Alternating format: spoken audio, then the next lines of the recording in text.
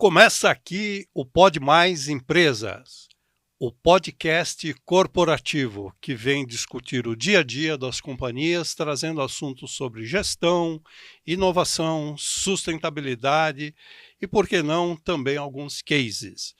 Na pauta de hoje nós vamos discutir treinamento, comunicação, reputação e mais alguns ão. Para falar sobre isso, temos como convidada Mônica Anjos. Obrigado pela sua presença. Eu que agradeço, um prazer. A Mônica, ela é jornalista, relações públicas, passou por algumas das maiores agências do país. Ela entende muito a respeito de crises, a respeito de comunicação, de visibilidade, e é sobre isso que nós vamos conversar. Inicialmente, eu queria perguntar para você, as empresas grandes, elas já têm um caldo de cultura e trabalham com isso de uma maneira mais tranquila. A pergunta objetiva é, e as pequenas? Pequenas e médias empresas, como é que elas têm que agir, como é que elas têm que se preparar para ter visibilidade no mercado, Mônica? Nelson, eu acho que as pequenas e médias precisam muito cuidar da sua comunicação e reputação também.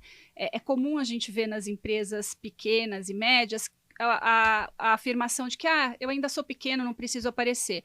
Muito pelo contrário.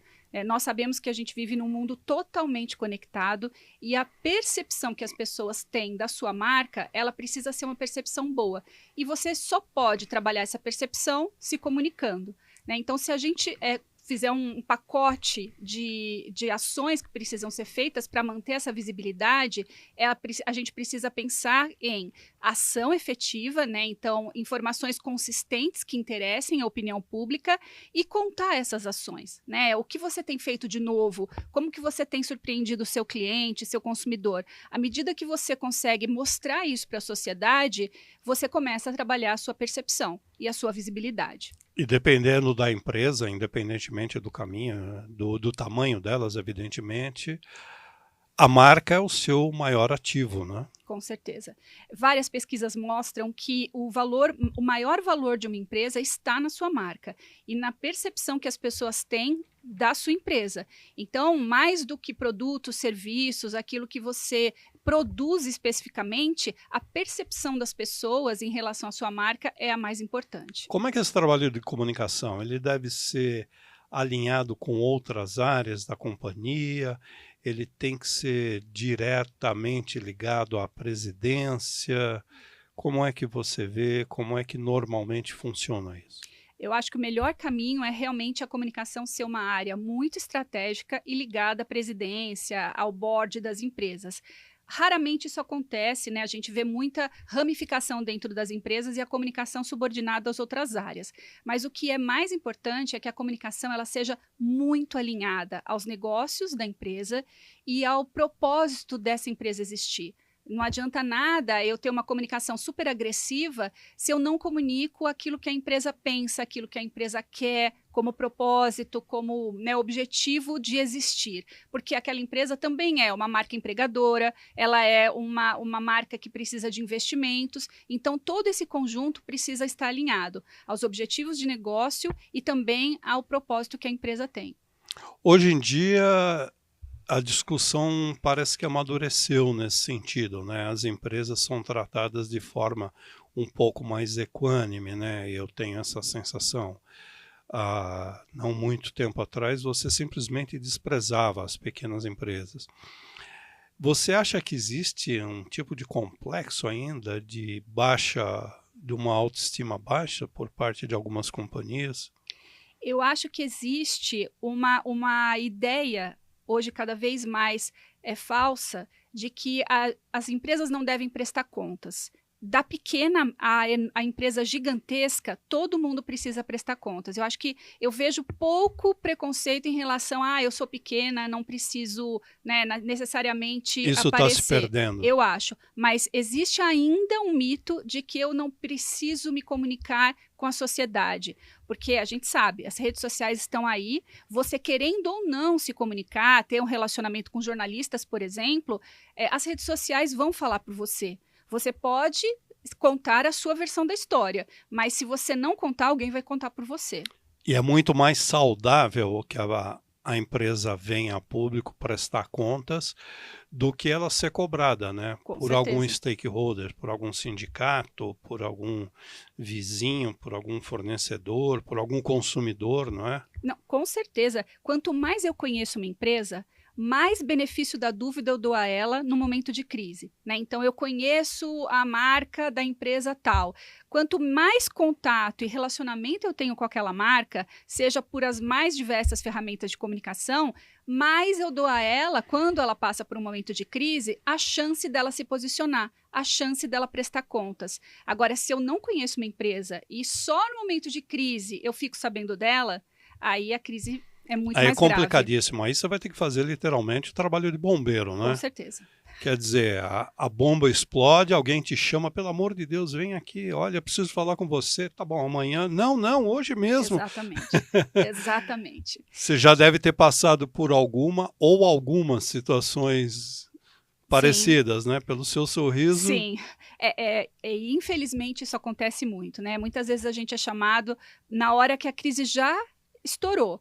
E aí você fala, na hora da crise, na hora que você passa por uma situação de crise, e toda empresa vai passar, de novo, independente do tamanho, você precisa planejar, você precisa imaginar, né, mapear o que existe de possíveis crises dentro da sua empresa, e para cada situação de crise que pode vir a acontecer, você precisa ter um plano de ação. Por quê? Porque na hora da crise, eu já sei o que fazer, eu já sei como agir, eu já sei como apagar aquele incêndio. Fazer um trabalho preventivo, Com né? certeza. E as empresas precisam fazer isso. E, infelizmente, grande parte das empresas não faz esse trabalho. Ainda estamos atrasados nesse processo? Muito atrasados. Empresas que têm no seu core, né, no seu centro ali de atuação, questões extremamente críticas, muitas vezes elas não têm nenhum sistema de crise, de gestão de crise, de comunicação, por exemplo, crise de imagem. Vamos falar em termos de estrutura. Eu pensei em 3 aspectos: ética, compliance e reputação. Isso pode ser um tripé que segura uma empresa? Com certeza. Do ponto de vista de imagem, de estrutura interna também? Com certeza. Eu acho que tanto na questão de comunicação quanto de operação, né? Essas 3 áreas, esses 3 pilares precisam funcionar de forma muito coesa para que você consiga também falar sobre a atuação da empresa, né? Então, de novo, né? Eu acho que é uma dupla que não pode se largar. É ação e comunicação, né? Ou seja, prática e discurso. Eu preciso fazer aquilo que eu estou dizendo e, ao mesmo tempo, eu preciso contar aquilo que eu estou fazendo. E isso tudo precisa ser consistente. Muito se fala de empresas que são oportunistas, né? Pegam carona aí no mercado em relação a uma moda e tal. Acho que a grande questão de você não criar uma imagem ruim é você justamente não ser oportunista, mas sim você ter consistência naquilo que você faz, né, de forma sistemática, para que o seu consumidor, para que o seu cliente te reconheça em determinados assuntos, em determinadas questões. Você falou de preparação, e isso remete à questão de treinamento, né? Você pode até brincar dizendo assim, olha, uma pessoa que acabou de aprender a dirigir, tirou carta, você joga uma Ferrari na mão dela. O que ela vai fazer? Meleca, né? Se não for devidamente treinada. Porque tirou carta aprendendo a cambiar um carrinho manual 1.0. Vai pegar uma Ferrari, não vai dar certo.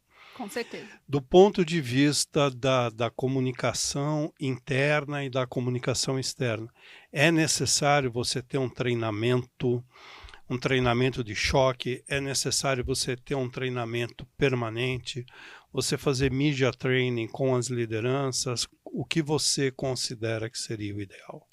Eu acho que o ideal seria que toda empresa tivesse no seu programa de integração, de onboarding, parte da comunicação nesse programa, porque todo mundo é treinado para saber como é que você usa as ferramentas de tecnologia, como você, por exemplo, olha para as questões de sustentabilidade, de meio ambiente, mas você não olha para as questões de comunicação. Você não sabe, por exemplo, não conhece a política de comunicação da sua empresa. E isso é Quando ela tem, né? quando ela tem, exatamente. E isso é da recepcionista ao presidente.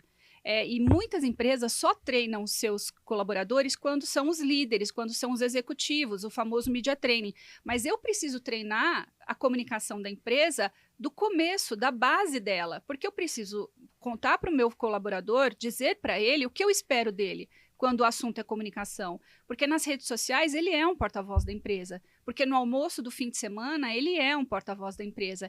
Então, os treinamentos de comunicação nos mais diversos níveis, né, de workshops, por exemplo, de sensibilização, que são palestras que mostram o quanto é importante que os colaboradores entendam o caminho de comunicação na empresa. Se um jornalista ligar, o que eu faço? Eu sou a recepcionista, ligou um jornalista aqui para mim, o que eu faço? Quem eu devo procurar? Então, desde esse caminho, que é o começo de tudo, até sim um treinamento para porta-vozes, que é o media training, um treinamento de crise, né, simulados de crise, são extremamente importantes para as empresas. Da forma que você está colocando, parece que você fica vivenciando o processo em tempo integral, né? Uhum.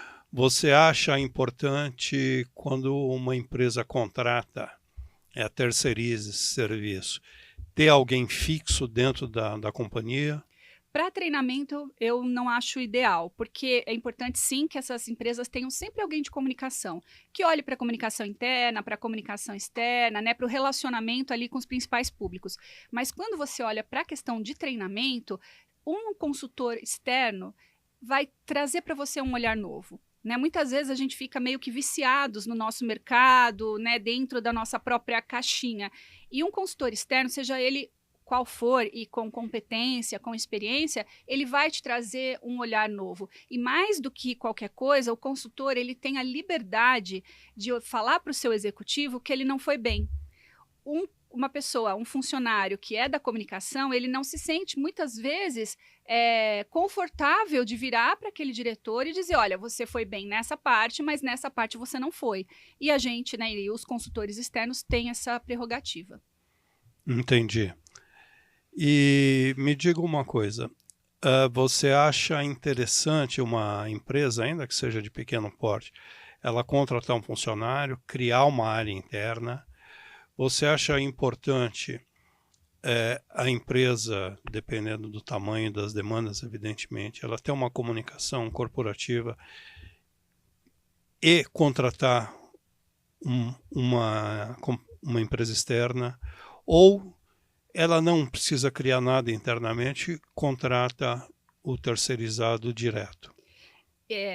Realmente, são vários segmentos, vários São tamanhos. Três alternativas, digamos. Eu acho que eu já vivi casos com clientes que passam pelas 3 situações, né? Para você ter uma ideia, durante um tempo eu dirigi uma conta em que você tinha ali a área institucional, em que tinha sim uma equipe de comunicação, e em cada unidade daquela empresa existia um multiplicador de comunicação. Por quê? Porque aquela empresa tinha uma atuação, por exemplo, nacional, e era muito difícil, né, para a sede entender e saber o que estava acontecendo em cada uma das unidades. Então, aquela pessoa era responsável por apurar as notícias internas e trazer isso para a sede. Né? E com isso você tinha alinhamento, você tinha respeito às questões da política de comunicação, você evitava crises, então esse sistema funcionava muito bem.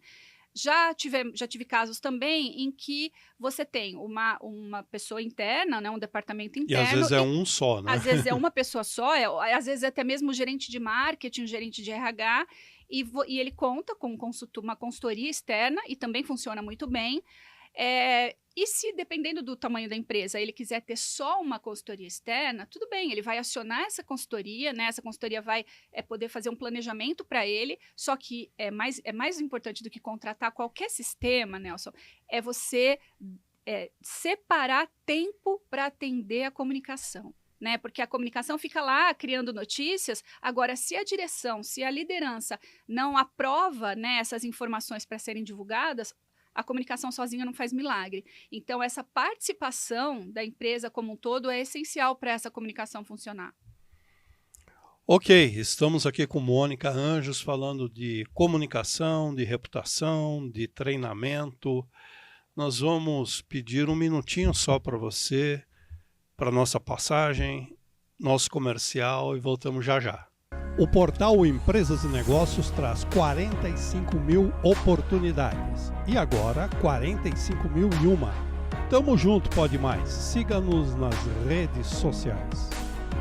E voltamos ao segundo bloco do programa com Mônica Anjos, uma especialista que trouxemos hoje para falar a respeito de comunicação interna, de comunicação externa, de comunicação institucional, enfim, tudo aquilo que diz respeito a uma companhia, seja ela de pequeno, médio ou grande porte. Mônica, objetivamente, o que uma companhia deve fazer para prevenir crises? Ou não tem como prevenir, espera estourar, depois a gente vê o que faz. Não, por favor, não. Não, isso é que não. Não, né? Precisa tentar prevenir. Também a gente fala muito isso durante os treinamentos. Toda empresa passa por crise. Né? Durante a história de uma empresa, em algum momento ela pode passar por uma situação crise. Eu acho importante a gente dividir uma situação crítica. É diferente de uma crise, né? A situação crítica, ela é algo que pode virar uma crise. Ela ainda não virou, ela é uma questão séria, mas... O que seria uma questão crítica? Para a gente que está um pouco sofisticado o raciocínio, me ajuda a traduzir Por isso exemplo, um funcionário que começa a reclamar de uma questão na empresa.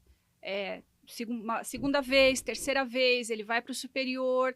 Aquela já é uma situação crítica, que precisa ser olhada de perto, porque ele tem uma reclamação, ele tem algo que precisa ser sanado, né? Seja ele com razão ou não, mas ele precisa ser ouvido. É debelar o primeiro foco de incêndio. Exato, né? Exato. É aquela faísca que está começando a, né, causar ali uma certa fumaça.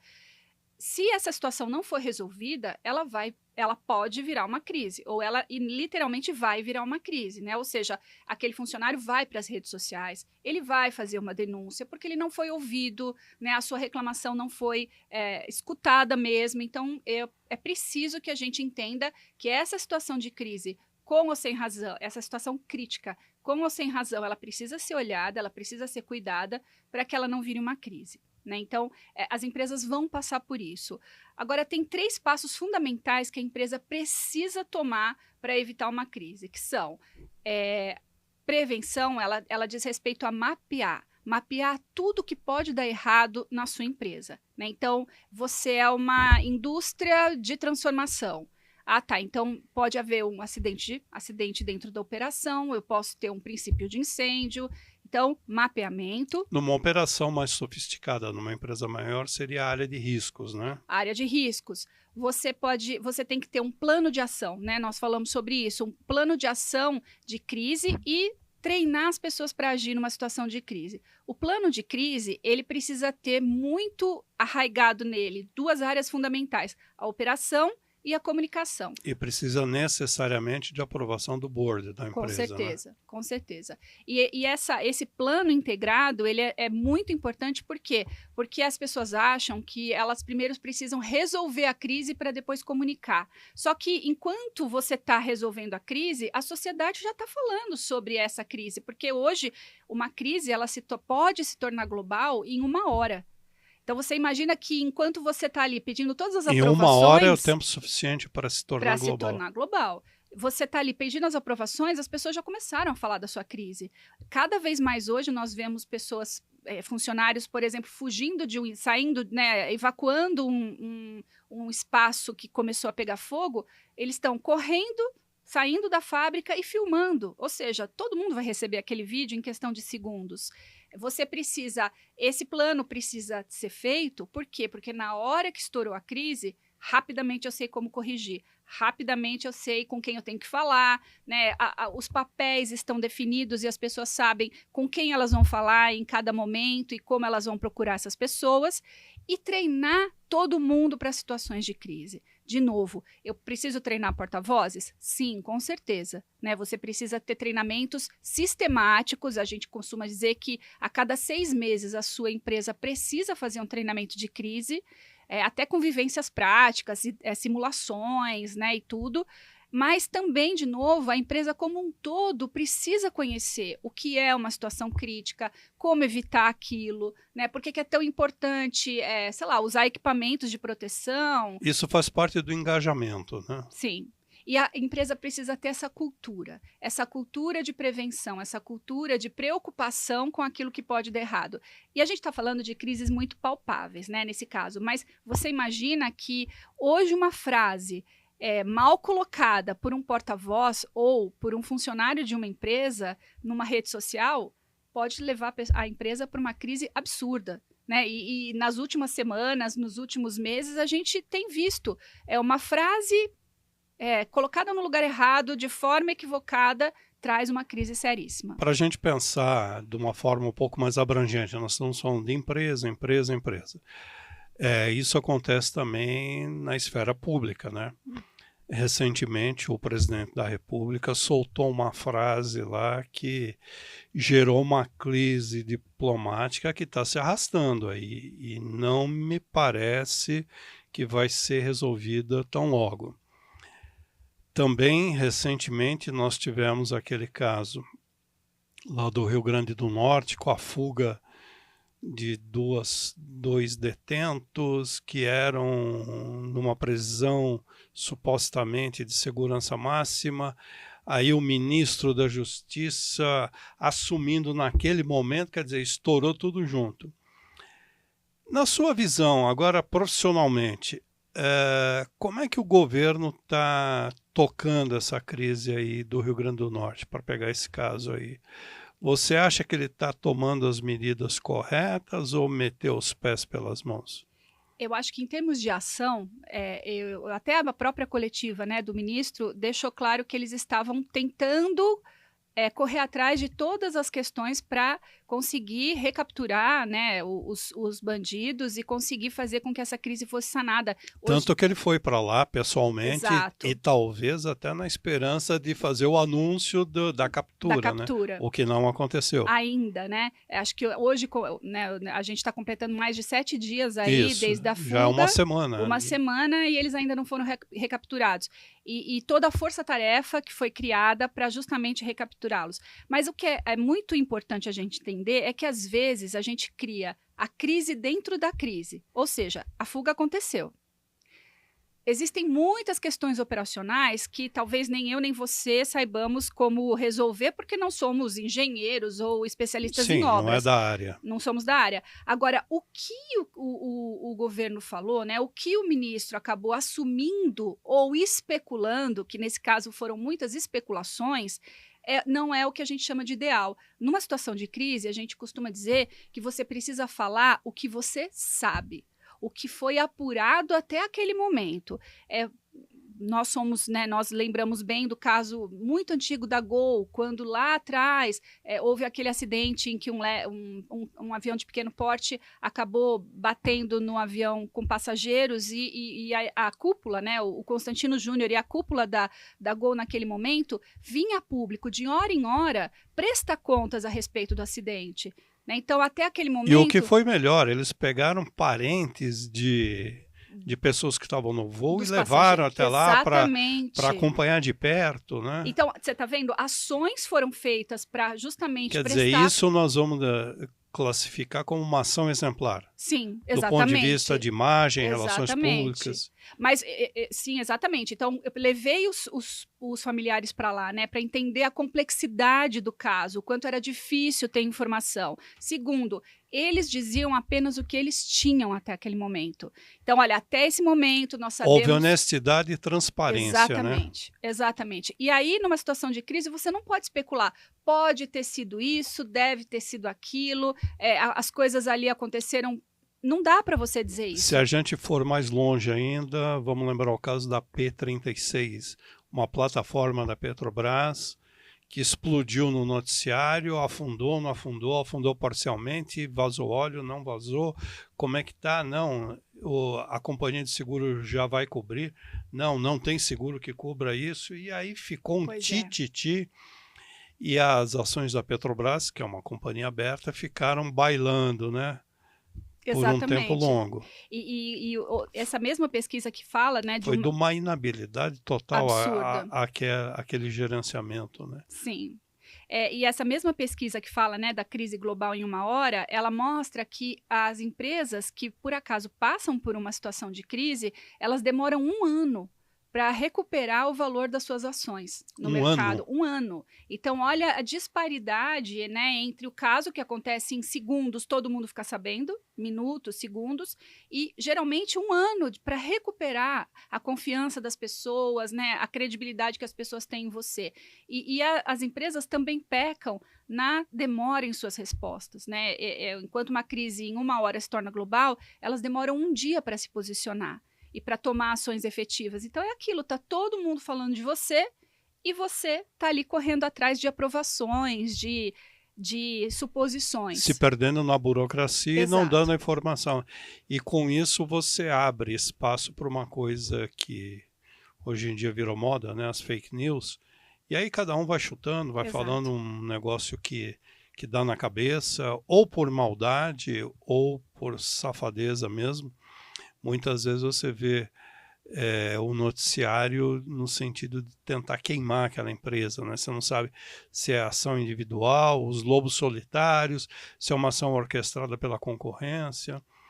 Mas, invariavelmente, o prejuízo é grande quando você não toma as medidas em tempo hábil. É exatamente isso que você está falando, Com não é? certeza, com certeza. E na hora da crise é onde aparecem os maiores especialistas, né? Então, existe especialista para tudo no Brasil, a gente sabe, mas na hora da crise, você encontra muitos porta-vozes. E o porta-voz, muitas vezes, vai estar na concorrência, vai estar numa associação, no sindicato.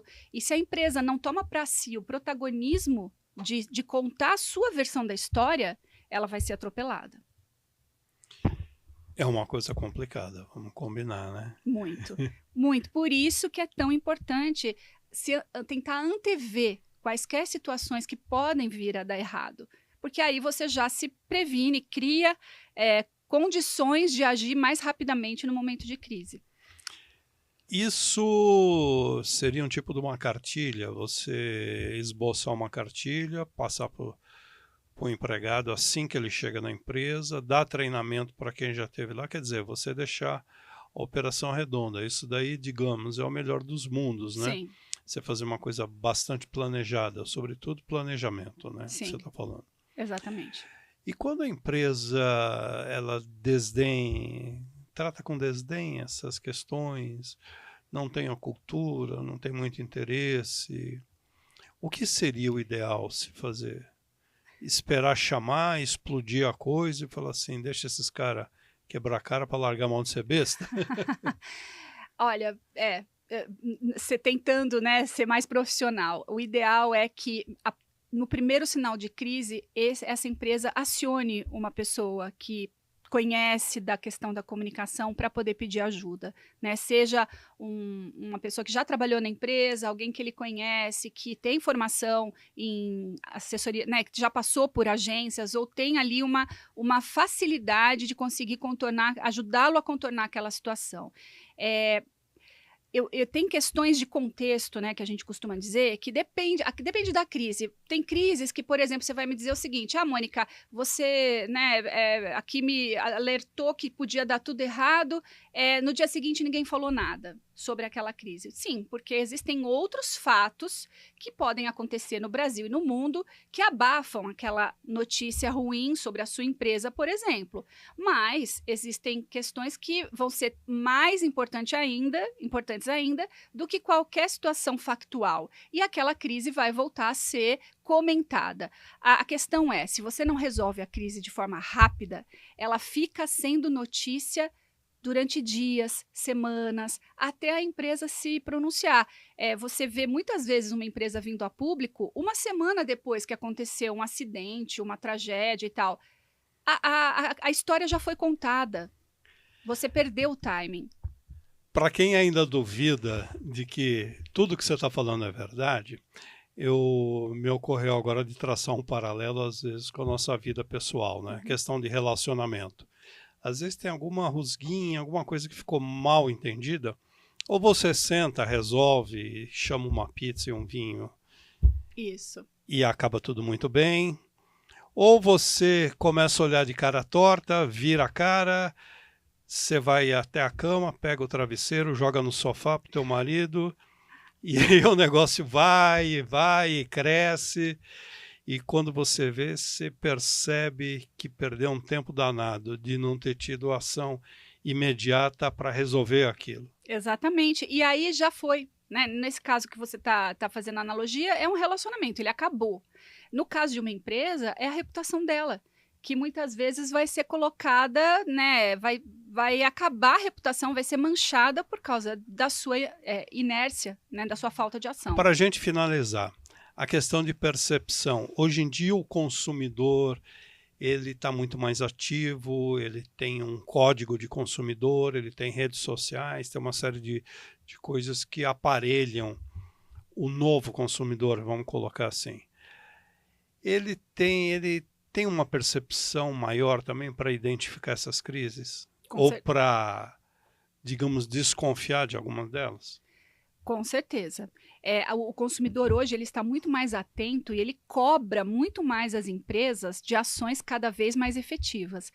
Existem alguns estudos, um deles é do RepTrack, né, que era do Reputation Institute, e ele mostra que esse é um índice que é global e ele também é anual, e ele mostra que cada vez mais os consumidores, eles confiam em empresas que são transparentes e que contam a verdade, mesmo e que quando erram, pedem desculpas pelo seu erro. Então, eles preferem uma empresa que quando erra, pede desculpas, do que aquela que fica tentando contornar a situação e não assume aquele compromisso de transparência, de verdade, de relacionamento próximo com o consumidor. Então, o consumidor, você não engana mais, né? Não tem mais essa prerrogativa de você conseguir fazer com que ele não fique sabendo. Ele vai ficar sabendo. É transparência na veia, né? Total. Ok, falamos com Mônica Anjos, que nos deu o prazer da sua companhia hoje aqui, tratando de assuntos da maior seriedade, da maior relevância para uma companhia. Muito obrigado e para você uma boa sorte também no seu novo voo solo agora, não é isso? É verdade, é verdade. Depois de mais de 2 décadas aí de carreira, estou fazendo agora meu voo solo com uma consultoria. Você já tem um site, você já tem um Insta, pode passar o endereço? Tem sim. O nosso site é www.avenidanocaminho.com.br. É isso aí. Obrigado, Mônica. Boa sorte. Obrigada, eu que agradeço. Para vocês, até mais. E semana que vem tem um novo programa.